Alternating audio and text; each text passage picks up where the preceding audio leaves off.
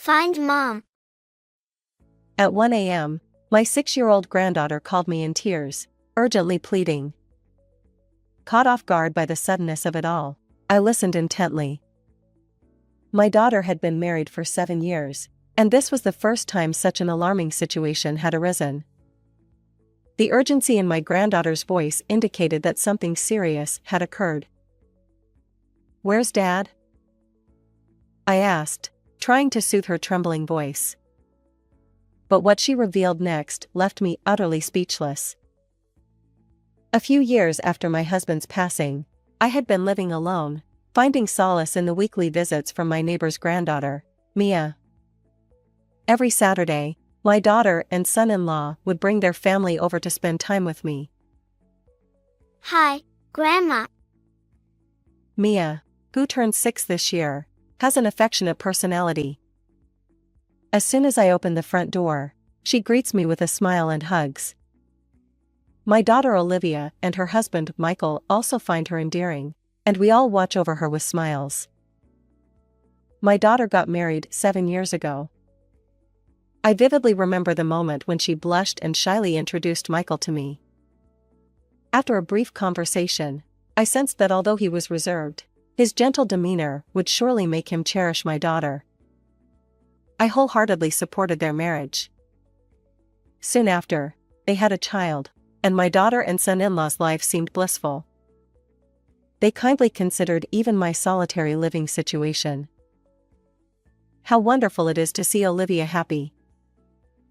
However, that peaceful life was not destined to last forever.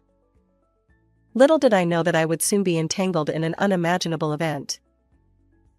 The first sign of trouble came on a Saturday. When my daughter and granddaughter visited as usual, their expressions were unusually somber. Michael couldn't make it again today due to work. She furrowed her brows, her smile strained. It was true, my daughter and granddaughter had been visiting more frequently, but I hadn't seen Michael in a long time. Does she feel lonely without her husband? I entertained such casual thoughts until that fateful moment after lunch. Olivia stood in the kitchen, sleeves rolled up, helping me wash dishes. And then, I saw it, the shocking sight that made my eyes widen. "What happened there?" I blurted out, catching Olivia off guard. She quickly concealed her arm. The fresh burn marks on the inside of her arm were unmistakable. It's just a cooking mishap. "But how could you get injured while cooking?" Really, it's nothing. Please don't make a fuss. "But I can't ignore such a severe burn." Despite my persistence, Olivia stubbornly insisted it was nothing and eventually fled the living room. Her behavior was far from ordinary, leaving me deeply unsettled. I approached my granddaughter, who had been playing there. "Hey, has something happened to Mom lately?" Mia hesitated, her gaze wandering, and then she looked down and spoke softly. Mom and Dad have been arguing a lot lately. Though still young, her words were enough to convey the gravity of the situation. It seemed that my daughter's husband was somehow involved in their somber demeanor. Later, when Olivia returned, I tried once more. "Has something happened with Michael?" It's really nothing. Please don't worry. Yet, she remained evasive, leaving me with lingering anxiety. Feeling restless day by day, 2 weeks passed, and it was finally the weekend. Grandma, I want a kid's cell phone. As soon as Mia arrived at my place, she energetically made her request. It was unusual for such a well-behaved Mia to ask for something, and I was initially surprised. However, when I checked the calendar, it all made sense. You see, Mia's birthday was just a few weeks away. But Mia is only in 1st grade. Is she too young for a cell phone?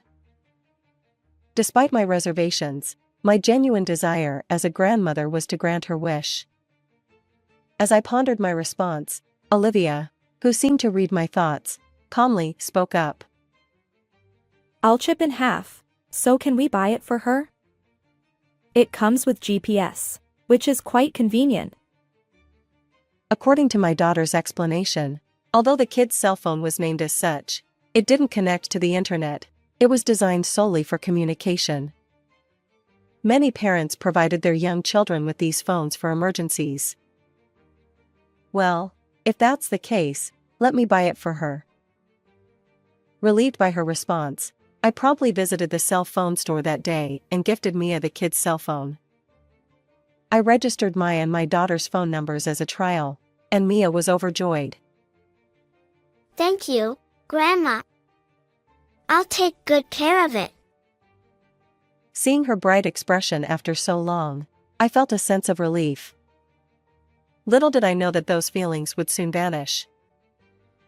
Keep this a secret from Michael. He's strict about these things. Whispering beside Mia, my daughter shared this confidential information. Startled, I shifted my gaze to Olivia, who wore a solemn expression as she stared at the kid's cell phone. Has something happened after all? I couldn't help but ask, given her intense demeanor. However, my daughter remained evasive, shaking her head weakly. No. Mom doesn't need to worry. Everything's fine. Her resolute refusal to say more left me speechless. What on earth is happening in Olivia's family? And then, on a day when anxiety and mystery had been building up, a decisive event finally occurred. It was 5 days after I'd bought Mia the kid's cell phone, late at night. The ringing of the phone on my bedside table jolted me awake. Rubbing my tired eyes, I checked the time. It was 1 a.m. Who could be calling at such an unreasonable hour? Still groggy, I pressed the answer button. Grandma, find Mom. Suddenly, a tense voice pierced my ears, jolting me awake. I checked the caller ID. It was Mia. Her personality and urgent tone left no doubt that this wasn't a prank call. Where's Dad? Mia, what happened over there? Considering the past few months of Olivia's somber expressions, I wondered if this might be an emergency. Mia, still sobbing on the other end of the line, uttered shocking words. Dad hit Mom and took her somewhere. Wait, what? As Mia's cries echoed, darkness enveloped my surroundings. Clearly, there was a serious issue between Michael and Olivia. I'm coming right away. Stay put. Leaving the phone connected, I rushed out of the house. I didn't know the details, but one thing was certain: my daughter and granddaughter were in danger. 15 minutes later, I arrived at Olivia's home. The living room had transformed into a scene of devastation. What is all this? Toppled photo frames and shattered dishes littered the floor. It was evident that someone had wreaked havoc.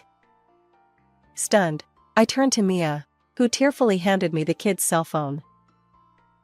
Mom said something to Dad, and they got into a fight. As the video played on the screen, I was once again rendered speechless. There was Michael, grabbing Olivia, shouting, "You probably look down on me too, don't you?"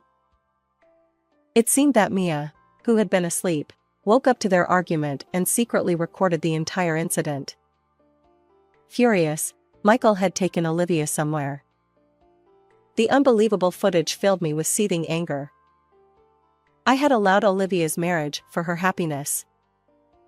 If I had known this would happen, I would never have entrusted Olivia to Michael in the first place. Unforgivable. How could he do this to my precious daughter? I'll definitely get Olivia back and make Michael reflect on his actions. Determined, I felt Mia's tears as she suddenly took my hand. Grandma, look, Mom said to give this to Grandma if anything happens. Looking down, I saw a single key gleaming in her small palm. Later, after explaining the situation to a relative in the neighborhood, I took custody of Mia and, clutching the kid's cell phone, headed to a certain mountain. As my daughter had explained, the kid's cell phone was equipped with GPS, allowing us to track the registered cell phone's location. Fortunately, Olivia still had the phone with her when she was taken away, making it traceable. Guided by the GPS, I arrived at this location. Navigating the pitch-black mountain path, I followed the cell phone's light. Faint voices, as if from an argument, reached my ears. "Olivia. Please be safe." I hurried toward the source of the voices, my heart filled with prayers. As I emerged into a clearing among the trees, I couldn't contain my excitement when I saw two figures. Olivia! Mom! My daughter turned, her long hair firmly grasped by Michael. It was evident that he had forcibly brought her here. Wait! Why are you here? Clearly, he hadn't expected my arrival. Taking advantage of his surprise, Olivia pushed him with all her might. His grip loosened, and she sprinted straight toward me. But as I embraced her, my shock grew. Olivia's right cheek was swollen and red. Evidently, Michael had harmed her. My anger surged, and I stepped forward, glaring at him. How dare you treat a woman so horribly? Olivia's always mouthy. She's the problem. It's despicable to take your frustration out on her just because you lost your job. What? Why are you saying that? Facing a dumbfounded Michael, I recalled everything that had led me here. The key Mia had handed me earlier was from Olivia's desk drawer. When I opened it, I found a multitude of documents, with a handwritten letter placed on top. I'm sorry for keeping silent. Everything is documented here. The letter began with unbelievable revelations. According to Olivia, Michael's behavior had changed about 5 months ago. He returned home late, intoxicated, and spent weekends away. His demeanor had shifted, and he became increasingly aggressive. Initially, Olivia attributed it to work stress and tried to talk to him, but Michael's anger escalated, and he began physically hurting her. The burn on her arm was also inflicted by him. As I read Olivia's letter aloud, I fixed my gaze on Michael, who wore a bitter expression. "You were fired from the company 6 months ago, right?" Yeah, well, I quit because there was no future there. "Don't lie. You embezzled company funds, and that's why you were let go." Michael stared at me, wide-eyed, shocked by my words. As it turns out, Olivia had noticed Michael's increasingly odd behavior and mustered the courage to call the company to inquire about his usual demeanor. There, she learned the truth. Michael had been fired, and the reason was shocking. The company had shown leniency, allowing him to return the embezzled $35,000 in full, which prevented any legal action. However, Michael took advantage of this situation, keeping the truth hidden from my daughter. However, burdened by substantial debt and with nowhere to turn for advice, he grew increasingly frustrated. Eventually, he began directing that stress toward Olivia. "Really, you should have consulted me from the beginning." As I gently touched my daughter's reddened cheek, she looked down, seemingly embarrassed, and tears welled up in her eyes. I'm sorry. I thought this was a family issue. I didn't want to cause any trouble for Mom. Olivia's strong sense of responsibility became a double-edged sword. She tried to handle Michael's problems all by herself. Knowing everything, my daughter attempted to avoid upsetting him as much as possible.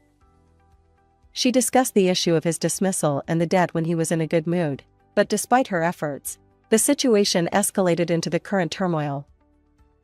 However, anticipating this possibility, she had prepared a summary of the situation in a drawer and entrusted Mia with the key, just in case. In hindsight, Even buying Mia a kid's cell phone was likely a precaution for unforeseen events. At that moment, relieved that my daughter was safe, I gently touched my chest. But as Michael looked at us, he began to tremble nervously. She looks down on me, so I had to teach her a lesson. I haven't done anything wrong. His face turned crimson as he pointed at Olivia, revealing everything. His incoherent words left me utterly exasperated.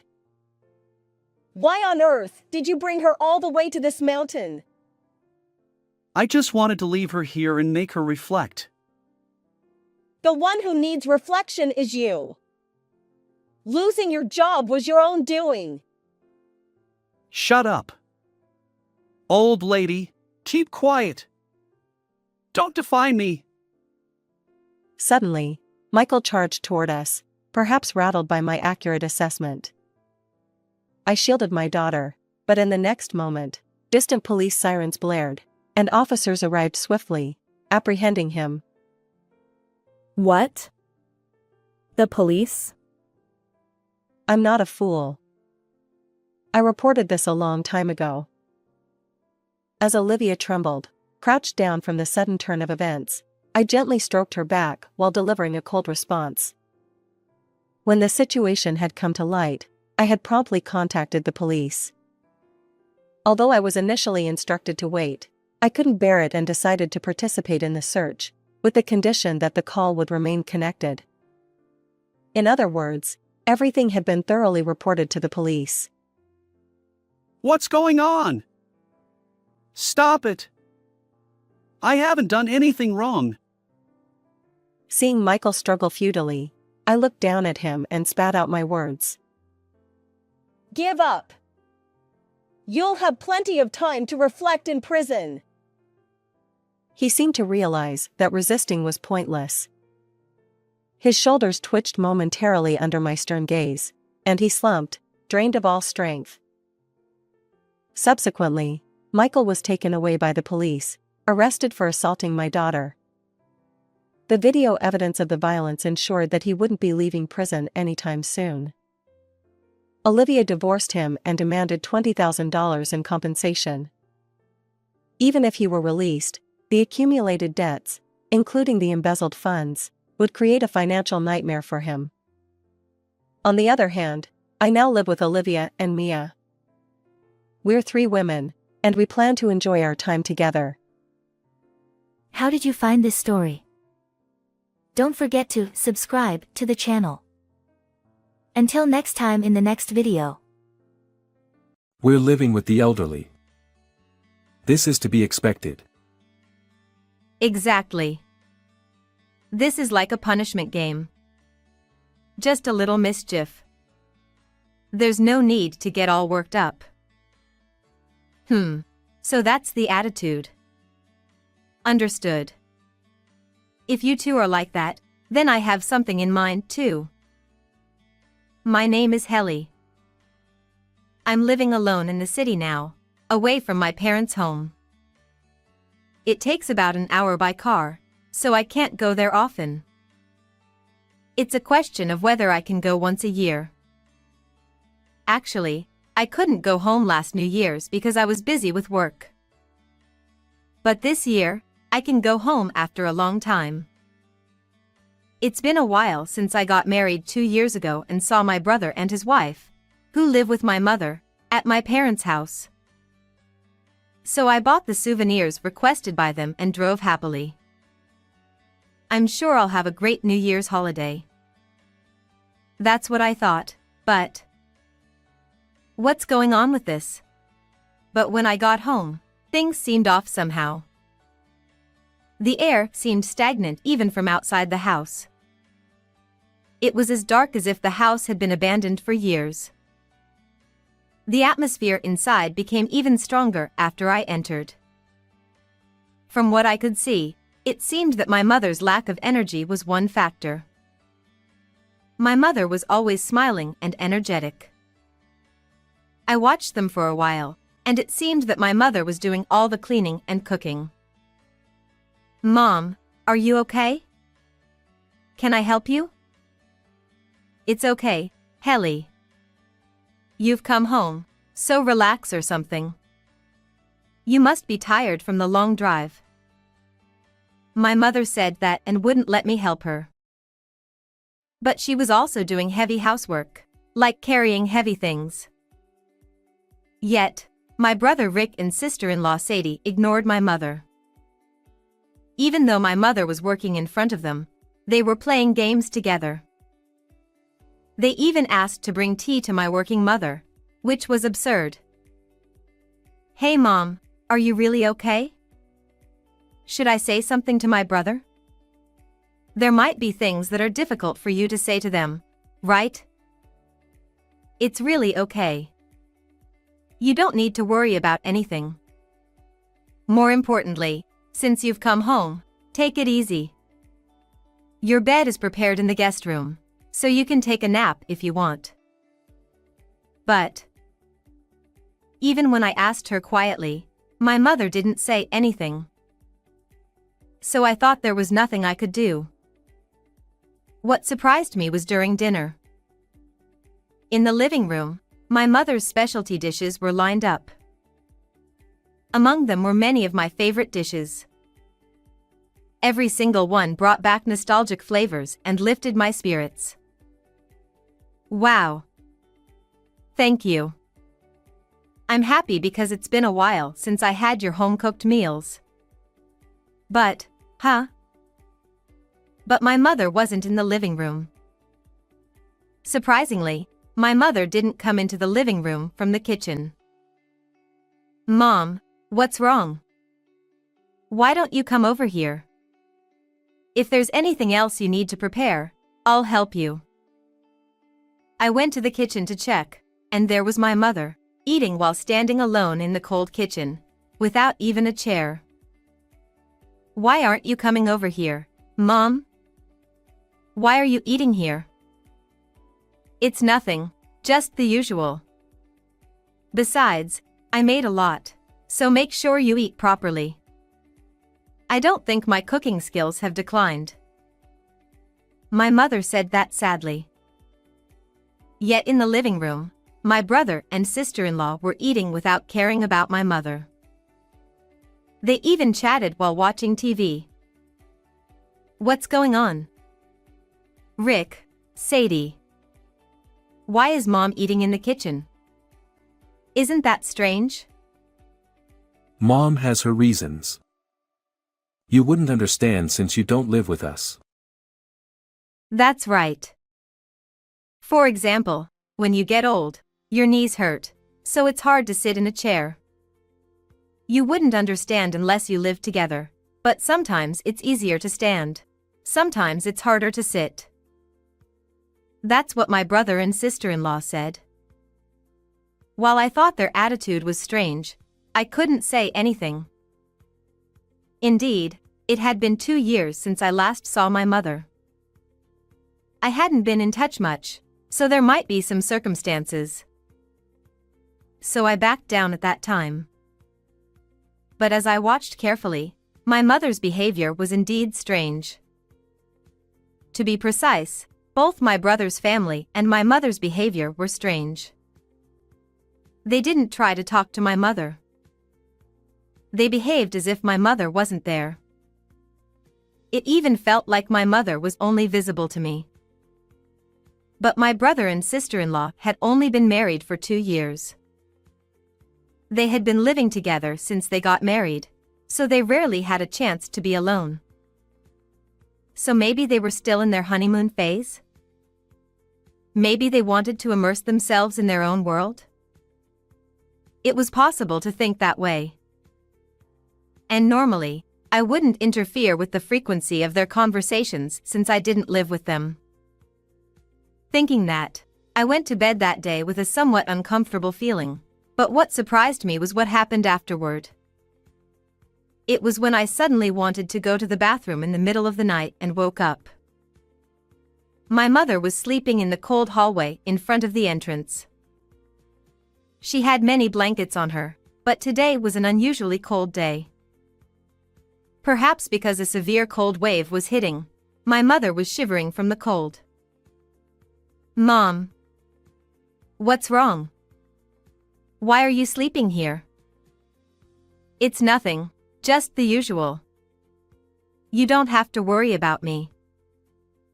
That's not okay. Even though we don't live together, I couldn't stay silent. I took my mother to the guest room where I was sleeping, saying that it was late at night. And the two of us slept in a warm room. And the next morning, I immediately asked my brother and sister-in-law about what happened yesterday. Why don't you talk to Mom? Make Mom do all the housework. And why is Mom eating while standing in the kitchen and sleeping in the hallway? But even though I was angry, my brother just smirked. Instead, my sister-in-law said something outrageous.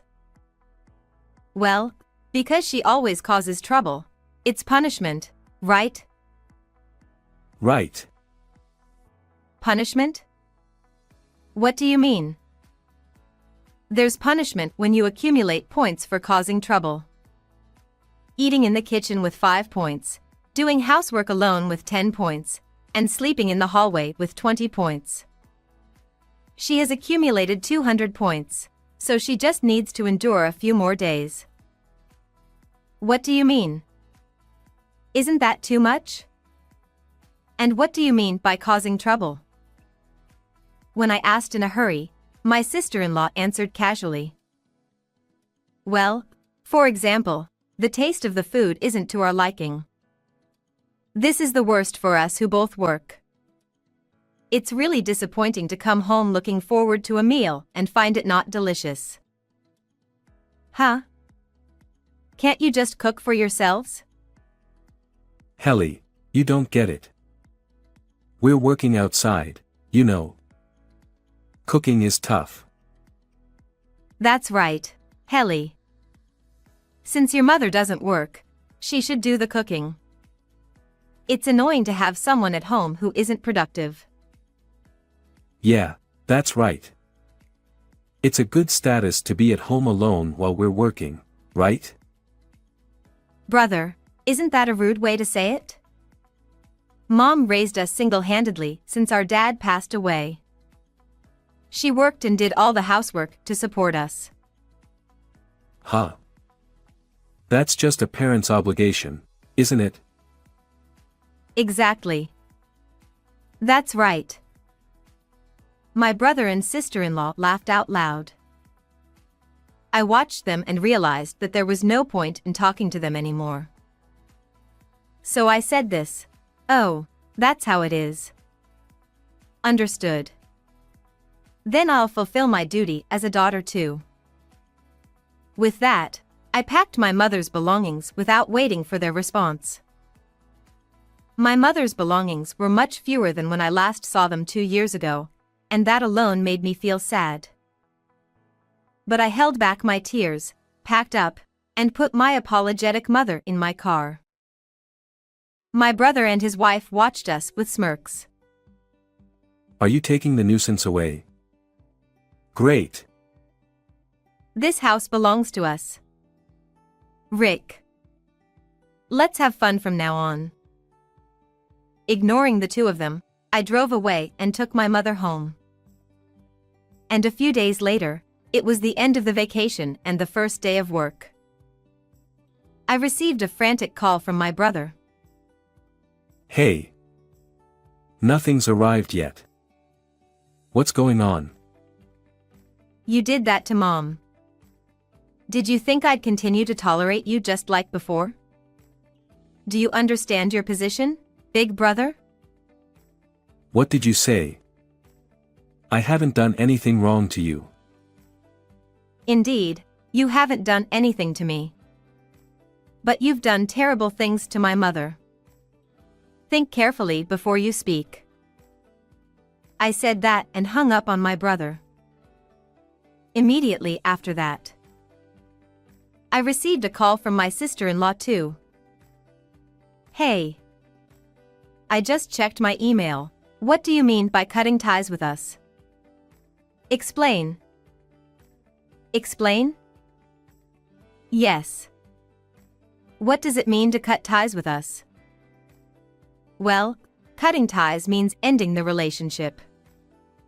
Sister-in-law, how many years have you been in the workforce? Don't you understand such a simple meaning? Are you okay? What? That's not what I meant. Don't make fun of me. Why should our company be cut off? Are you serious about that?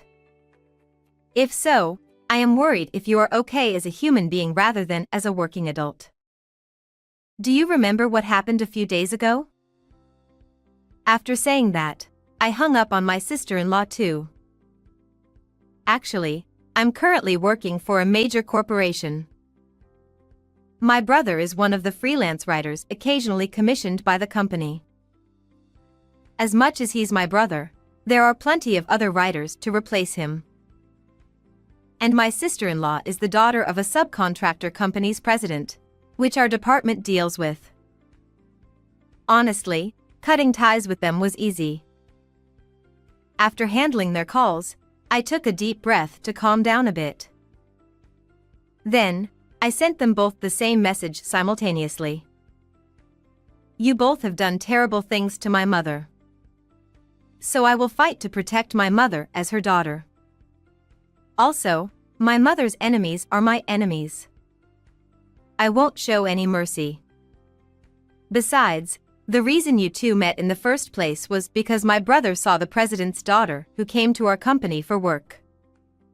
My brother was just here to get work from me. Despite such a background, how can you think it's okay to be so disrespectful?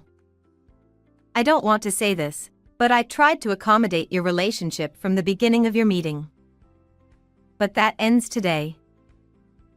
They must have seen the message immediately and hurriedly replied. I haven't forgotten. That's why I have been nicer to you as my little sister than anyone. I even cleaned the guest room for New Year's. You think I can trust Mom with that? That's right. I even prepared your favorite dishes for you. Have you forgotten that favor? After reading their messages, I replied to them again. You can't trust Mom? You prepared? Who do you think you are to my mother, who raised us with care? You're both pathetic. Feel the shame. In the end, I stopped giving work to my brother. There are plenty of people who are more meticulous and quicker at their work than my brother. Without the sibling connection, there's no need to favor him. A colleague who didn't know about my relationship with my brother once asked me something like this. Hey Helly, this Rick, the writer, hasn't been active lately, right?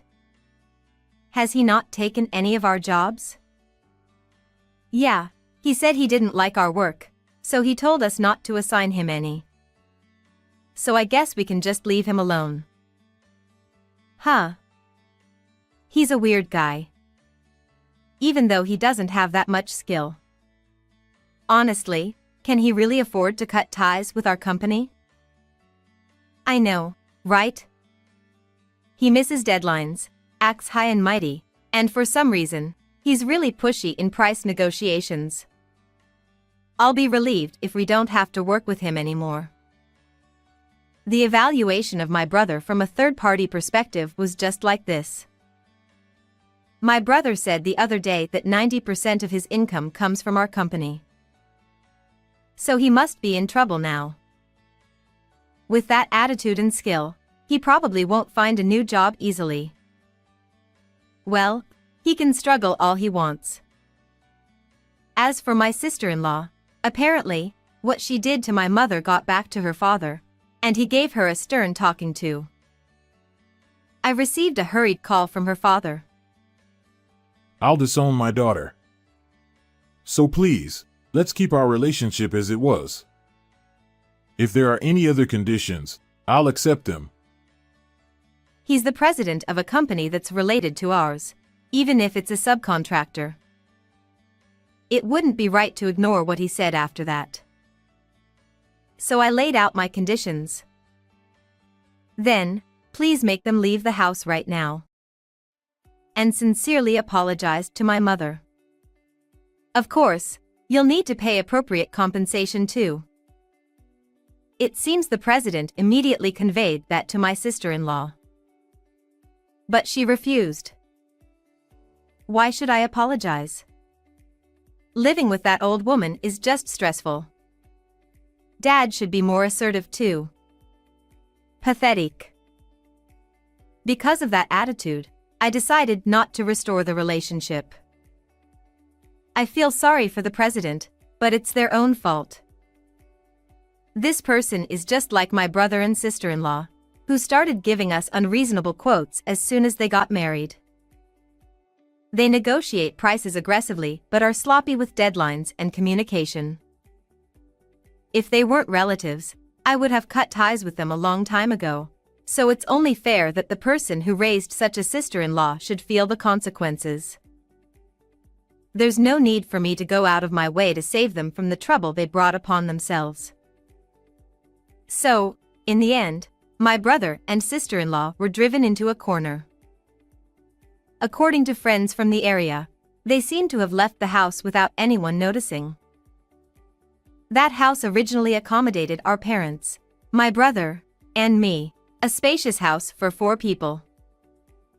Living there, just the 2 of them, must have been costly in terms of utilities.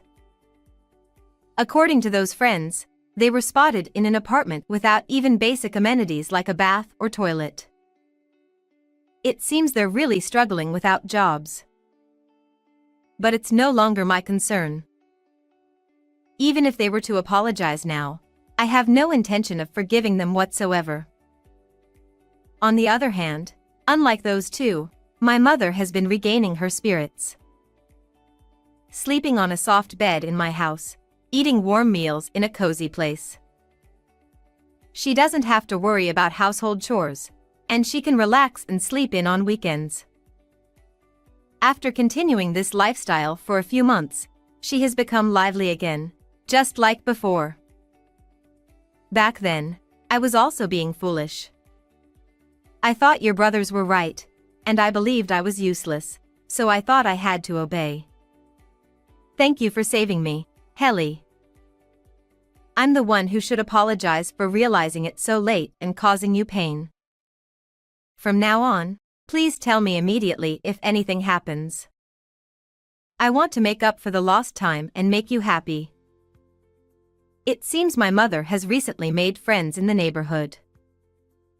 Although she says she finds the unfamiliar town enjoyable, she also enjoys strolling around.